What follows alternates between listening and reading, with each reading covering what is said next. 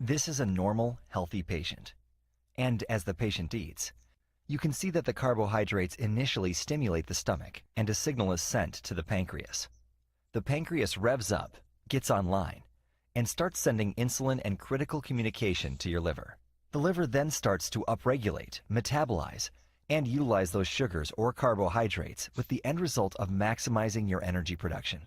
Energy production is critical so that you have optimal cell function, so that the cell is able to repair damage, renew, and regenerate when it wears down and tires out, so that you can live a healthy, vibrant life.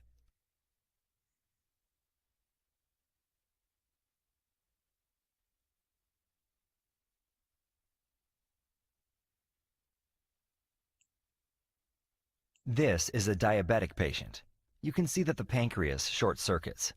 It either is unable to produce insulin or your body becomes resistant to insulin. And what happens next? The liver starts to downregulate. It doesn't get those critical signals that it needs, and energy production to your body is then diminished.